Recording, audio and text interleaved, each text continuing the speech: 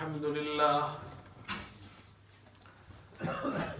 لله نحمده ونستعينه ونستغفره ونؤمن به ونتوكل عليه ونعوذ بالله من شرور أنفسنا ومن سيئات أعمالنا من يهده الله فلا مضل له ومن يضلله فلا هادي له ونشهد أن لا إله إلا الله وحده لا شريك له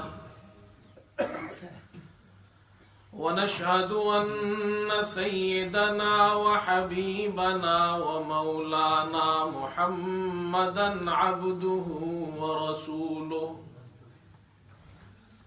صلى الله تعالى على خير خلقه محمد وآله وأصحابه أجمعين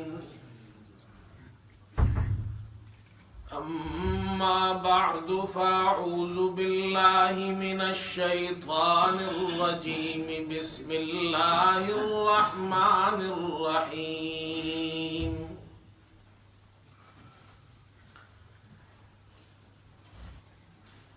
والذين استجابوا لربهم وأقاموا الصلاة وأمرهم شورى بينهم ومما رزقناهم ينفقون صدق الله مولانا العظيم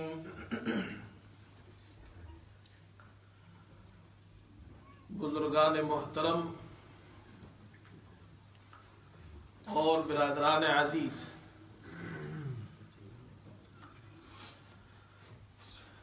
اللہ رب العزت نے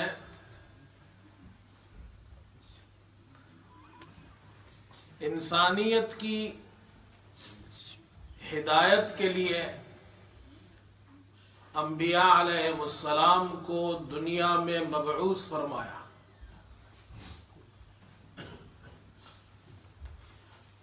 اور پہلے نبی حضرت آدم علیہ السلام تشریف لائے،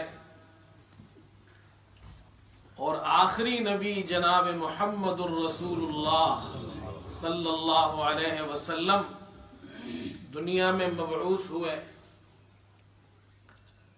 اللہ تعالیٰ نے آپ پر قرآن کریم کتاب ہدایت نازل فرمائی، جو ہم سب کے لیے، اس امت کے لیے، پوری انسانیت کے لیے، قیامت تک آنے والی انسانیت کے لیے کتاب ہدایت ہے،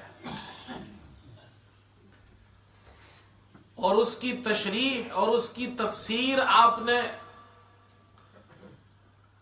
اپنی سنت کے ذریعے فرمائی ہے، اور جنہیں احادیث کہا جاتا ہے، سنت کہا جاتا ہے۔ تو اس امت کی ہدایت قرآن میں ہے اور سنت میں ہے۔ بسا اوقات ایسا ہوتا ہے کہ امت کو رہنمائی کی ضرورت پیش آتی ہے،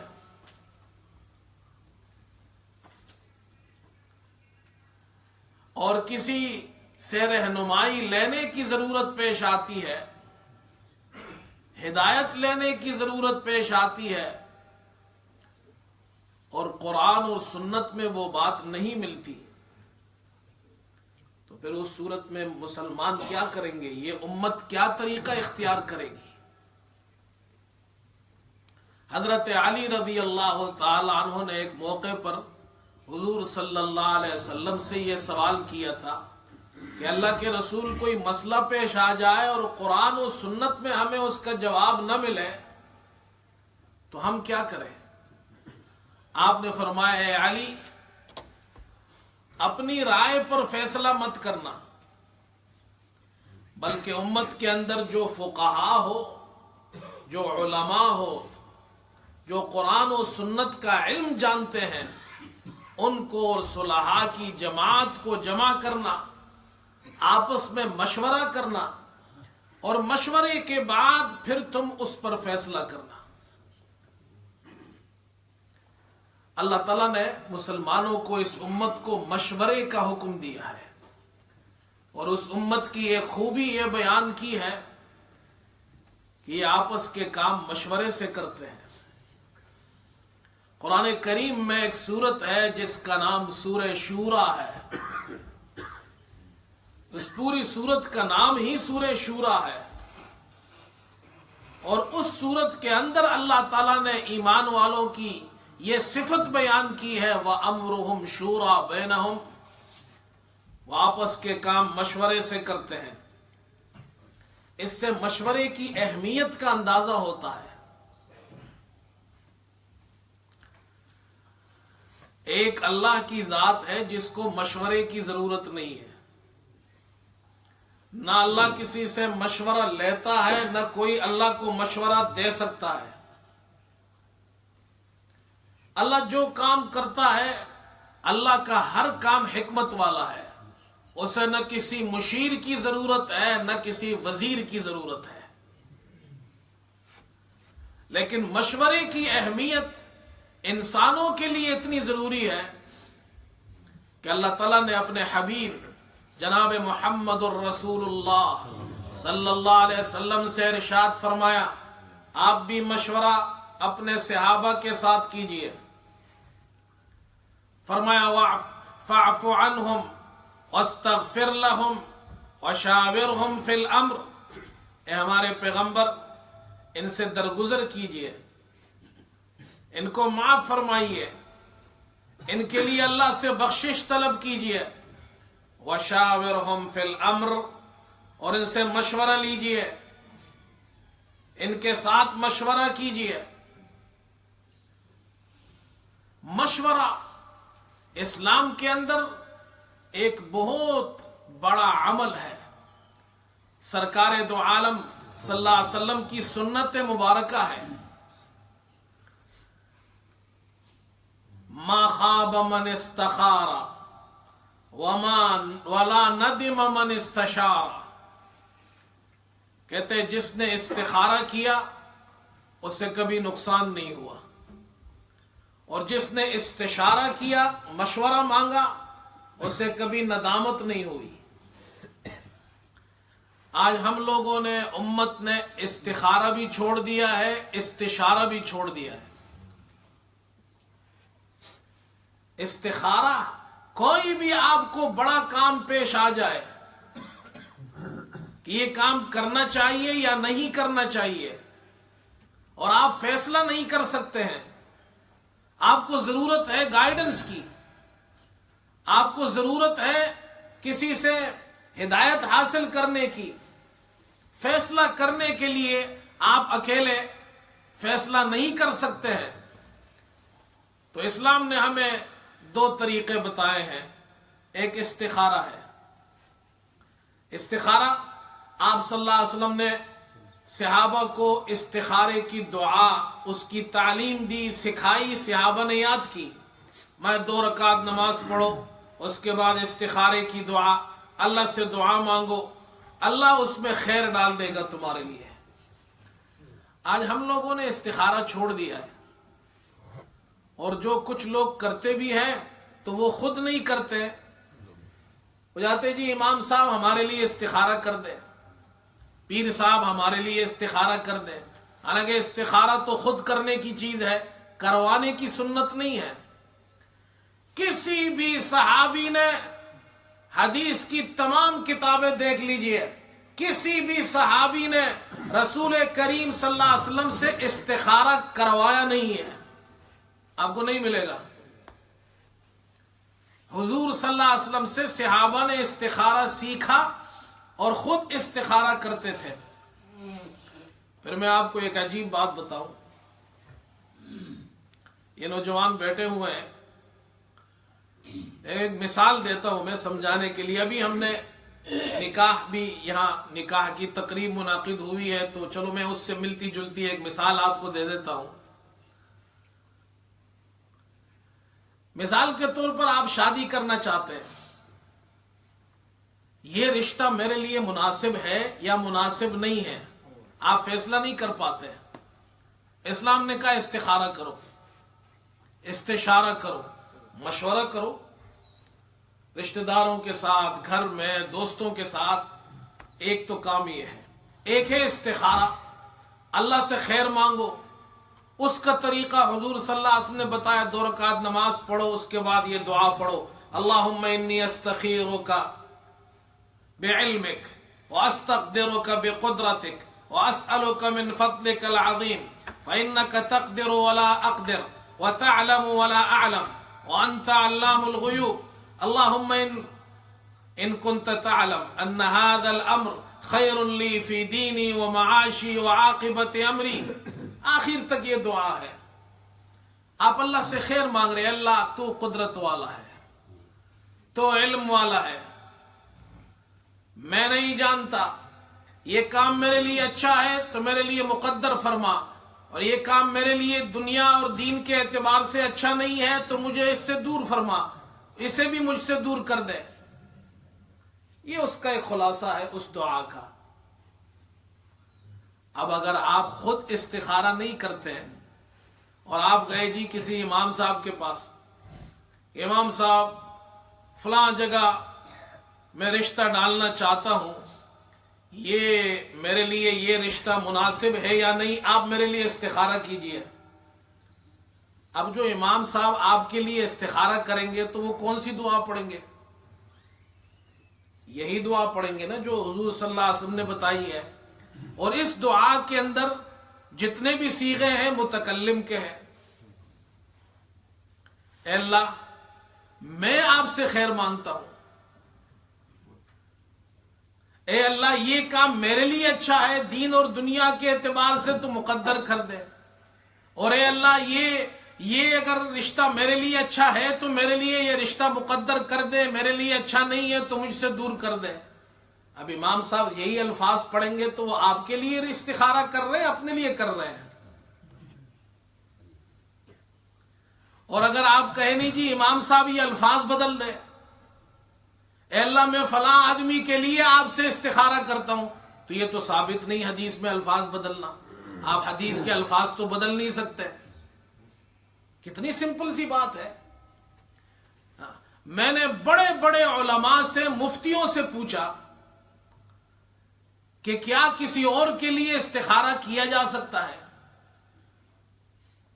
کچھ لوگ کہتے جی وہ فلاں بزرگ ہے وہ دوسروں کے لیے استخارہ کرتے ہیں۔ میں نے بڑے بڑے علماء سے پوچھا، میں نے کہا آپ مجھے بتایا کسی اور کے لیے استخارہ کرنے کا طریقہ کیا ہے؟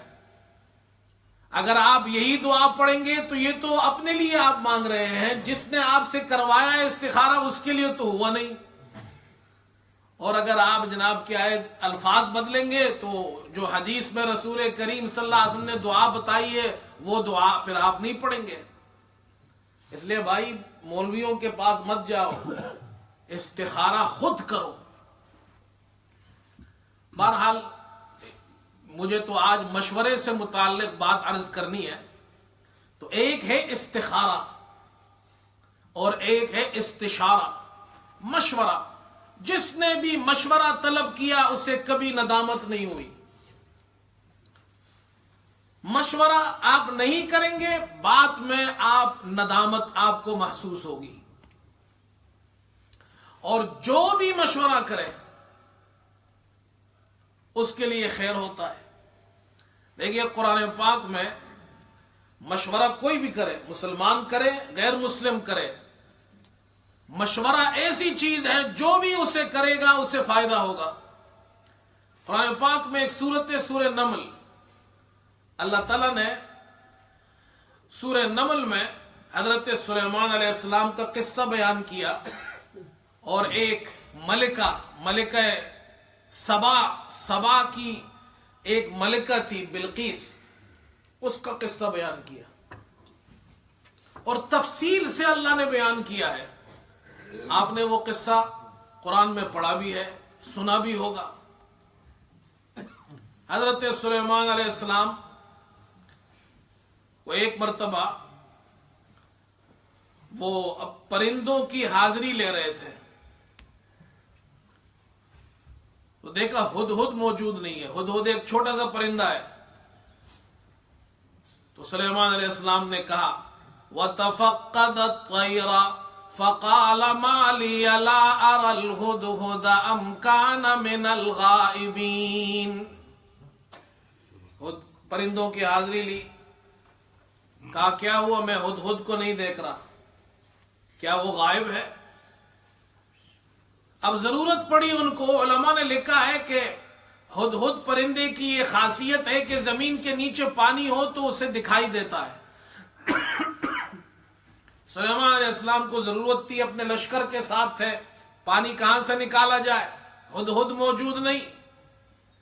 لَأُعَذِّبَنَّهُ عَذَابًا شَدِيدًا أَوْ لَأَذْبَحَنَّهُ أَوْ لَيَأْتِيَنِّي بِسُلْطَانٍ مُبِينٍ۔ کہا ہدہد نہیں ہے، اگر وہ آیا تو میں اسے سخت سزا دوں گا۔ آج وہ غیر حاضر ہے، یا میں اسے ذبح کر ڈالوں گا، یا وہ کوئی واضح دلیل لے کر آئے، کوئی عذر پیش کرے، کوئی ایکسکیوز پیش کرے۔ تھوڑی دیر نہیں گزری تھی کہ ہدہد آ گئے۔ فَمَكَثَ غَيْرَ بَعِيدٍ فَقَالَ أَحَطْتُ بِمَا لَمْ تُحِطْ بِهِ وَجِئْتُكَ مِنْ سَبَإٍ بِنَبَإٍ يَقِينٍ۔ تھوڑی دیر نہیں گزری تھی کہ ہدہد آ گیا، اور ہدہد نے کہا کہ میں ایسی خبر لایا ہوں، مجھے ایسی بات کا علم ہے جس کا علم آپ کو نہیں ہے، اور میں سبا کی قوم سے ایک یقینی خبر لے کر آیا ہوں۔ وہ خبر کیا ہے؟ انی وجدت امرأة تملکہم وأوتیت من کل شیء ولہا عرش عظیم۔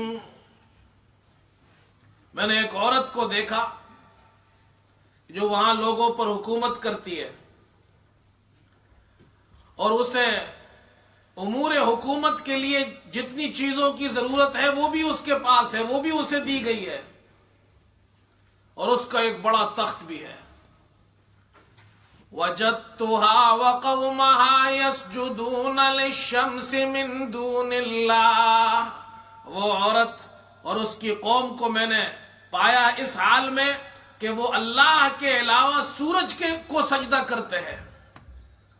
مشرک ہے، شیطان نے ان کے اعمال ان کے لیے مزین کر دیا ہے، ان کو راستے سے روک دیا ہے۔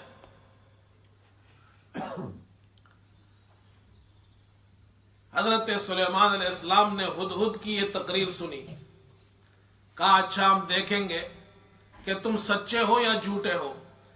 قال سننظر اصدقت ام كنت من الكاذبین، ہم دیکھیں گے تم اپنی بات میں سچے ہو یا جھوٹے ہو، یہ ہمارا خط لے جاؤ اور جا کر ان کو دے دو، اور پھر وہاں سے تھوڑا سا ہٹ کر کھڑے ہو جاؤ، اور پھر دیکھو کہ وہ تمہیں کیا جواب دیتے ہیں۔ اذهب بکتابی ھذا فألقه الیہم ثم تول عنہم فانظر ماذا یرجعون۔ ہدہد خط لے گیا، اور خط جا کر ملکہ بلقیس کو دے دیا۔ کہتے ہیں جی ملکہ اپنے آرام گاہ میں سو رہی تھی، اس نے وہ خط لے جا کر اس کے اوپر ڈال دیا۔ اس نے وہ خط دیکھا۔ اب یہاں سے آگے آپ کو بات سنانی ہے، یہ جو میں نے اتنا قصہ بیان کیا ہے یہ پوائنٹ آپ کو بیان کرنا ہے۔ اصل میں ملکہ نے وہ خط پڑھا تو اس نے اپنے وزیروں کو، مشیروں کو جمع کیا اور سرداروں کو جمع کیا۔ قالت یا ایھا الملأ انی القی الی کتاب کریم۔ انہوں نے اپنے دربار کے لوگوں سے، سرداروں سے کہا کہ ایک باوقعت کتاب اور ایک باوقعت خط میری طرف ڈالا گیا ہے۔ حضرت سلیمان نے مجھے خط بھیجا ہے، اور وہ خط کیا ہے؟ بہت مختصر سا خط، انہو من سلیمان وانہو بسم اللہ الرحمن الرحیم اللہ تعلو علی واتونی مسلمین۔ حضرت سلیمان نے کہا بسم اللہ الرحمن الرحیم، شروع اللہ کے نام سے جو بڑا مہربان نہایت رحم والا ہے۔ اللہ تعالو علیہ، میری سرکشی مت کرو، واتونی مسلمین، فرما بردار ہو کر میرے پاس آ جاؤ۔ دو باتیں لکھی ہیں، لیکن وہ ملکہ سبا مشرکہ ہے، مسلمان نہیں ہے، لیکن اس نے خط پڑھ کر اپنے وزیروں مشیروں کو جمع کیا۔ سب سے پہلا کام یہ کیا کہ اس نے ان کے ساتھ مشورہ کیا، اور مشورہ یہ کیا کہ مجھے یہ خط ملا ہے اور میں تمہارے مشورے کے بغیر کوئی کام کرتی بھی نہیں ہوں۔ اس کا مطلب یہ ہے کہ وہ عورت ملکہ سبا ہر اہم کام کے اندر اپنے وزیروں سے مشیروں سے مشورہ کرتی تھی، یہ اس کی عادت تھی۔ اللہ تعالیٰ نے اس کی یہ عادت قرآن میں بیان کی ہے، اور اس نے اپنی قوم کو، اپنے لوگوں کو جمع کیا۔ فرمایا قالت یا ایھا الملأ افتونی فی امری ما کنت قاطعۃ امرا حتی تشہدون۔ اپنے مشیروں سے کہا مجھے مشورہ دو، ملکہ ہے، حکومت اس کے پاس ہے، خط کا جواب کیا دینا ہے اس کے لیے بھی مشورے کی ضرورت۔ اور ایک مشرکہ عورت کہتی ہے افتونی فی امری، مجھے مشورہ دو، ما کنت قاطعۃ امرا حتی تشہدون، تمہاری موجودگی کے بغیر تو میں کوئی فیصلہ نہیں کرتی۔ مطلب یہ ہے کہ وہ ہمیشہ مشورہ کیا کرتی تھی۔ تو اس کے مشیر جو تھے انہوں نے مشورہ دیا، اللہ نے وہ مشورہ بھی قرآن میں ذکر کیا ہے۔ ملکہ نے مشورہ مانگا اور مشیروں نے مشورہ دیا، اور ہے وہ مشرک۔ قالوا نحن اولو قوة واولو بأس شدید والامر الیک فانظری ماذا تأمرین۔ اور ملکہ سے کہا نحن اولو قوت و اولو بأس شدید، ہم بڑی قوت والے ہیں، بڑی طاقت والے ہیں، زوراور ہے، جنگجو ہے، لیکن اس خط کا آپ کو جواب دینا ہے، آپ کو فیصلہ کرنا ہے، تو اختیار آپ کے پاس ہے۔ بس آپ سوچ لیجئے کہ آپ کو کیا کرنا ہے، آپ ہمیں کس چیز کا حکم دیتے ہیں، جو آپ کہیں گے ہم وہ مان لیں گے۔ اللہ تعالیٰ نے اس ملکہ کے اس مشورے کو قرآن میں ذکر کیا ہے۔ یہ آگے پھر لمبا قصہ ہے، مختصر یہ کہ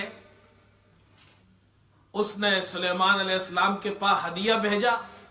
حضرت سلیمان نے کہا تم مال سے میری مدد کرنا چاہتے ہو، اللہ نے جو مجھے دیا ہے وہ اس سے زیادہ بہتر ہے۔ پھر حضرت سلیمان نے کہا کہ اس کا تخت کون لے کر آئے گا؟ تو ایک جن نے کہا قال عفریت من الجن انا آتیک بہ قبل ان تقوم من مقامک۔ اور جن نے کہا کہ میرے پاس اتنی طاقت ہے اور میری پرواز اتنی تیز ہے کہ میں وہاں پہنچ کر وہ تخت آپ کے پاس آپ کی اس مجلس سے اٹھنے سے پہلے پہلے لے آؤں گا۔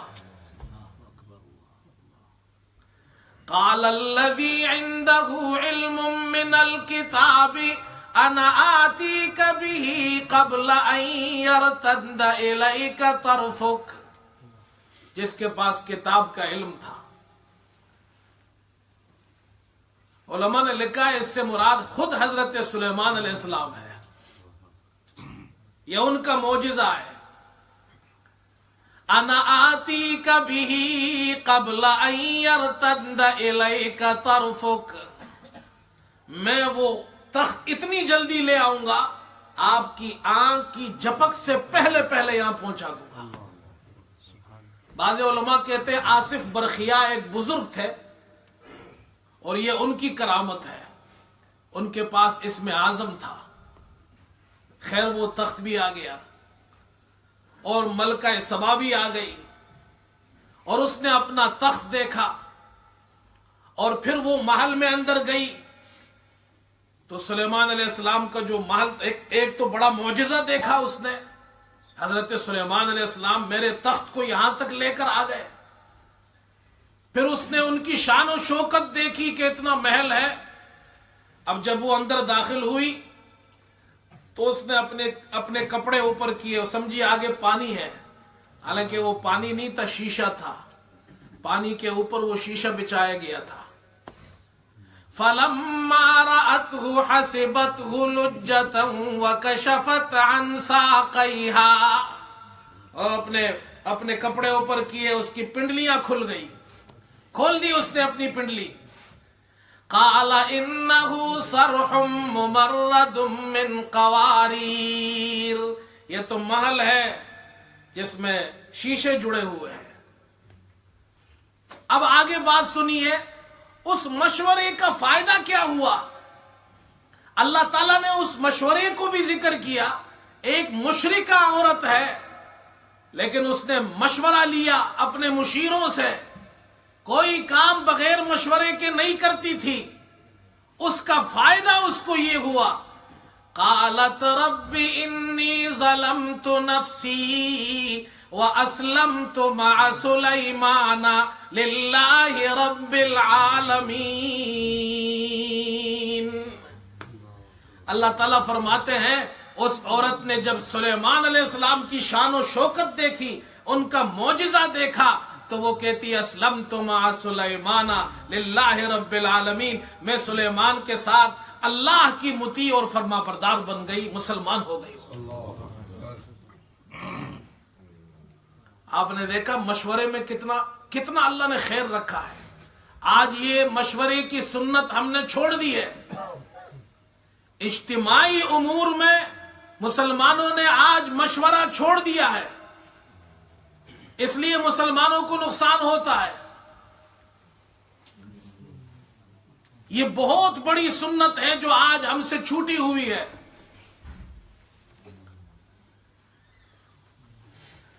मैं हमेशा दो जमातों की मिसाल देता हूं। मुसलमानों में एक जमात है हमारे तबलीगी भाई, 100 साल के करीब से ये जमात काम कर रही है और आज तक मुस्तहकम है। बड़ी बड़ी जमातें बनी, खत्म हो गई, और उनके इस्तेहकाम की बुनियादी वजह यह है कि इसमें हर किस्म के लोग आपको मिलेंगे। पढ़े लिखे लोग भी हैं, आम लोग भी मिलेंगे, देहाती भी मिलेंगे, शहरी भी मिलेंगे, उलमा भी मिलेंगे, हर किस्म के लोग मिलेंगे। इनकी सबसे बड़ी खूबी यह है, जहां जाते हैं, जिस मुल्क में भी है, छोटा है या बड़ा है, सुबह उठकर सबसे पहले मशवरा करते हैं। और दूसरी मिसाल देता हूं मैं अंग्रेजों की। हम और आप बरतानिया में रहते हैं, इनका निजाम मुस्तहकम है। दुनियावी जो निजाम इन्होंने बनाया है उसके इस्तेहकाम की बुनियादी वजह वो ये है कि ये जो भी काम करते हैं मशवरे से करते हैं। इनके पास मुशीर है, ये काम करने से पहले मशवरा करते हैं और एक लंबा तवील अरसा मशवरे में गुजार देते हैं। बाज मर्तबा हुकूमत को एक फैसला करने में कई साल लग जाते हैं, उस प्रोसेस को पूरा करते हैं। और हमारी सबसे बड़ी खामी यह है, हम लोग काम पहले करते हैं, मशवरा बाद में करते हैं। आप मशवरे का مشورے کو کیا سمجھتے ہیں؟ جس کا حکم اللہ نے اپنے پیغمبر کو دیا ہے. فرمایا فاعف عنہم واستغفر لہم وشاورہم فی الامر. اللہ کے رسول صحابہ سے مشورہ کیجئے. آپ بتائیے اللہ کے رسول صلی اللہ علیہ وسلم کو مشورے کی ضرورت تھی؟ بولو بھائی، نہیں تھی. اس لیے کہ ان کا تو ڈائریکٹ اللہ سے تعلق تھا.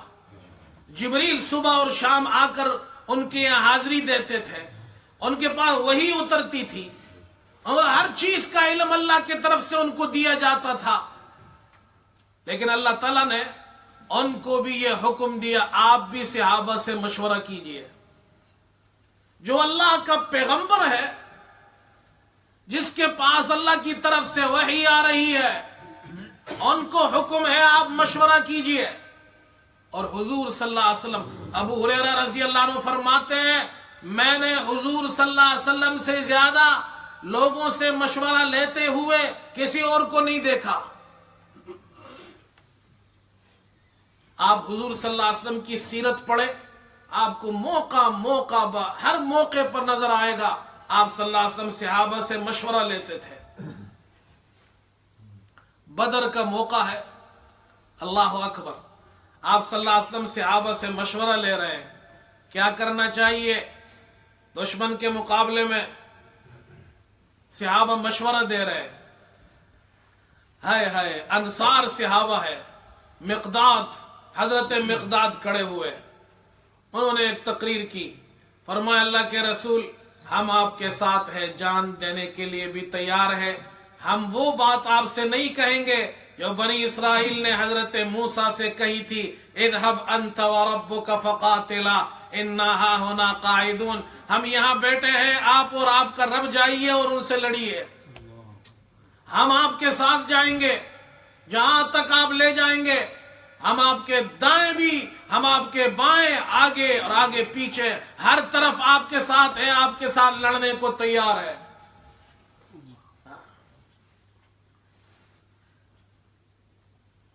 حضرت اور اسی بدر میں جب قیدی مشرکین جو قیدی تھے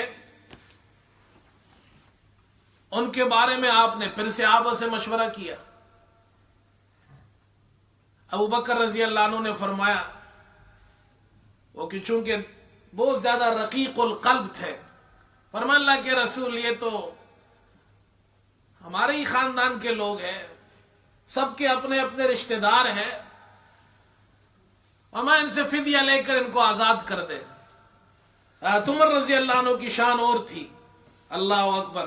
انہوں نے فرمایا جو جس کا رشتہ دار ہے وہ اپنے ہاتھ سے اس کا کام تمام کر دے. عبداللہ ابن مسعود رضی اللہ عنہ اس پر تبصرہ کرتے ہوئے عجیب بات فرماتے ہیں. فرمایا ابو بکر تمہاری شان حضرت عیسیٰ والی ہے، اور تمر سے کہا تمر کی شان حضرت موسیٰ والی ہے. حضور صلی اللہ علیہ وسلم مشورہ لے رہے، بدر میں مشورہ لیا، احد میں مشورہ لیا. تو بعض صحابہ نے کہا ہم تو باہر جا کر، مدینے سے باہر جا کر لڑیں گے. آپ صلی اللہ علیہ وسلم یہ چاہتے تھے کہ مدینے میں رہے. کچھ نوجوان کھڑے ہوئے، آپ صلی اللہ علیہ وسلم نے ان سے بھی مشورہ لیا. انہوں نے کہا اللہ کے رسول ہم تو باہر جانا چاہتے ہیں، ان کے ساتھ مقابلہ کرنا چاہتے ہیں. آپ صلی اللہ علیہ وسلم نے ان کے مشورے پر عمل کیا اور باہر نکل کر احد میں آئے. احزاب میں آپ نے، سلمان فارسی رضی اللہ عنہ نے آپ کو کہا کہ ہمارے یہاں جنگ ہوتی ہے تو خندق بنائی جاتی ہے، آپ نے ان کے مشورے پہ عمل کیا. کتنی مثالیں میں آپ کو دوں. حدیبیہ کا موقع ہے، آپ نے فرمایا کہ ہم واپس جا رہے، صلح ہو گئی. صحابہ پر یہ بڑا شاخ گزرا، احرام باندھ کر آئے ہیں، عمرہ نہیں ہوگا. ام سلمہ رضی اللہ عنہ آپ کی زوجہ ہے، انہوں نے آپ کو مشورہ دیا. بیویوں سے بھی مشورہ لینا چاہیے، یہ اسلام ہے. 1400 سال پہلے حضور نے مثال قائم کی ہے، بیوی سے بھی مشورہ لو. لیکن یہ نہیں ہر کام کا مشورہ بیوی سے لے. یہ بھی نہیں ہے نا جو کوئی بھی کام ہو تو صرف میاں بیوی کرے تو باقی ابا کو بھی نہیں پوچھے، اماں کو بھی نہیں پوچھے، بھائی کو بھی نہ پوچھے. کہ مولوی صاحب نے کہا جی بیوی سے مشورہ لینا چاہیے تو ابا جی کو چھوڑ دو. تو رسول کریم صلی اللہ علیہ وسلم ام سلمہ رضی اللہ عنہ نے کہا اے اللہ کے رسول صحابہ غمزدہ ہے, آسان طریقہ یہ ہے وہ احرام کیسے کھولیں. ابھی آپ نے اللہ کے ام سلمہ نے فرمایا رضی اللہ تعالیٰ اے اللہ کے رسول سب سے پہلے تو آپ اپنے سر کے بال منڈوائیے, احرام سے نکلیے اور ان کے سامنے جا کر حضور صلی اللہ علیہ وسلم نے سر کے بال منڈوائے, احرام سے نکلے, کسی صحابی نے کچھ نہیں کہا, چپ چاپ سب گئے اور سب نے سر کے بال منڈوا لیے. کتنا اچھا مشورہ دیا. میرے دوستو مشورے میں خیر ہے. اجتماعی امور میں اگر آپ مشورہ کریں گے سب کے لیے خیر ہوگا, نہیں کریں گے سب کا نقصان ہوگا اس میں.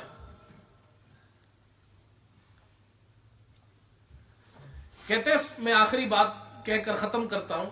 سلیمان بن عبد الملک بڑا بادشاہ گزرا ہے, یہ اموی دور کا بادشاہ ہے. جب بیمار ہو گیا, آخری وقت آ پہنچا, بیمار ہو گیا, تو اس کے بچے چھوٹے تھے, اس کے بیٹے چھوٹی عمر کے تھے. وہ چاہتا تھا ان میں سے کوئی ایک تخت پر بیٹھ جائے میرے بعد. تو اس نے اپنے بچوں کو بڑی بڑی قبائیں پہنائی, ان کے سر پر بڑی بڑی پگڑیاں رکھی تاکہ یہ دربار میں آئے تو بڑی عمر کے لگے, نوجوان لگے. لیکن بیچارے اتنے چھوٹے تھے کہ وہ قبائیں اور پگڑیاں پہن کر بھی بچے ہی لگ رہے تھے. تو سلیمان نے ایک عجیب جملہ کہا, انہوں نے کہا خوش قسمت ہے وہ باپ جس کی زندگی میں اس کے بچے جوان ہو جائے. ہائے ہائے, یہ بڑی نعمت ہے میرے دوستو, یہ اولاد اللہ کی بڑی نعمت ہے. وہ افسوس کر رہا ہے. رجاء بن حیوہ یہ ایک بہت بڑے عالم تھے. انہوں نے دیکھا بادشاہ کے بچے تو چھوٹے ہیں, بادشاہت کے قابل نہیں. اس نے فوراً بادشاہ کو مشورہ دیا اور کہا کہ حضور عمر بن عبدالعزیز کو اپنے بعد بادشاہ نامزد کر دو.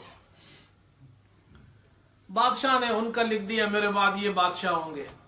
اور عمر بن عبدالعزیز کو ہم سب جانتے ہیں, جن کو عمر ثانی کہا جاتا ہے, جو دوسری صدی ہجری کے مجدد کہلاتے ہیں, جن کے دور کے اندر کہتے ہیں کہ بکری اور شیر ایک گھاٹ پر پانی پیتے تھے, جن کے یہاں غربت ختم ہو گئی تھی, زکوٰۃ لینے والے ختم ہو گئے تھے, امن و امان کا دور تھا, عدل و انصاف کا دور تھا.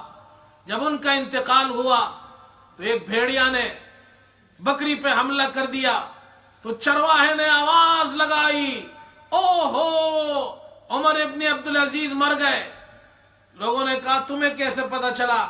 کہا جب سے وہ حکمران بنے ہیں میں جنگل میں بکریاں چراتا ہوں, آج تک میری بکریوں پہ بھیڑیے نے حملہ نہیں کیا, آج حملہ کیا ہے, معلوم ہوا ان کا انتقال ہو گیا ہے. وہ عمر ابن عبدالعزیز اتنا بڑا آدمی, لیکن وہ بادشاہ بنے کیسے؟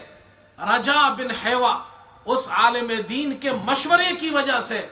اسی لیے علماء نے لکھا ہے کہ یہ رجاء تاریخ میں ایسا عالم گزرا ہے جس کا یہ ایک مشورہ سال ہا سال کی عبادات اور بڑے بڑے مجاہدات سے زیادہ بھاری ہے.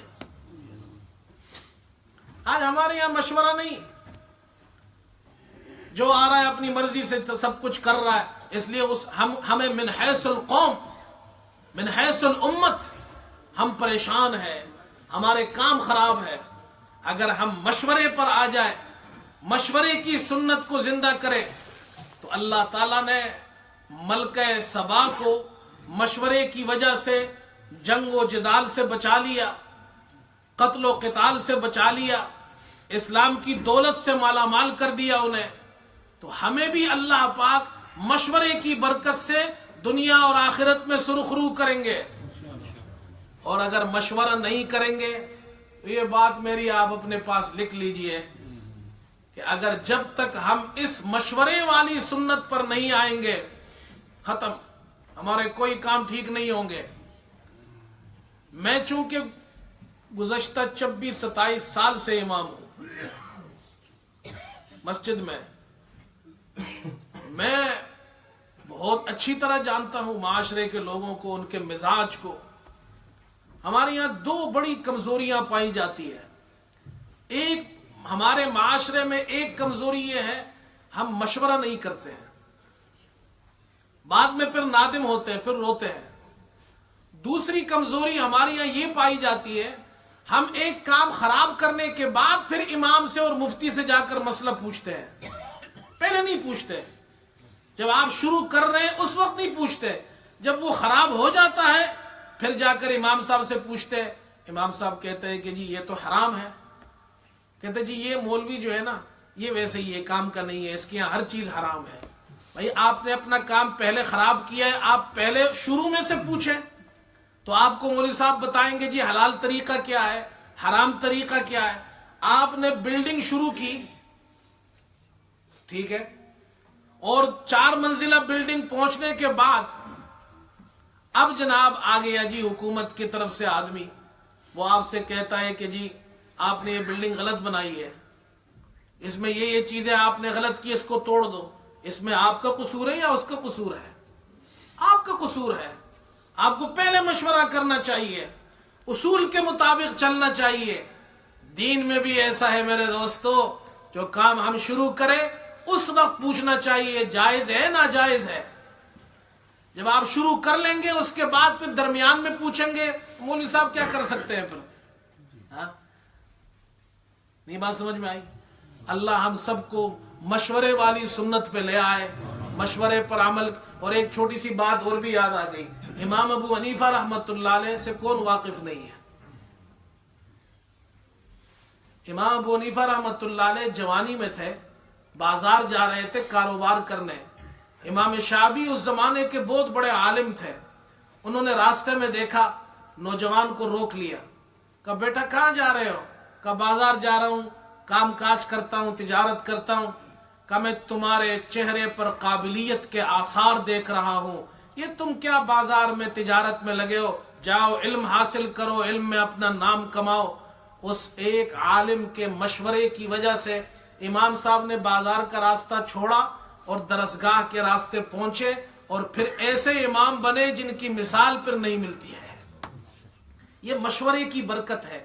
اللہ ہم سب کو عمل کی توفیق عطا فرمائے. وآخر دعوانا الحمدللہ رب العالمین.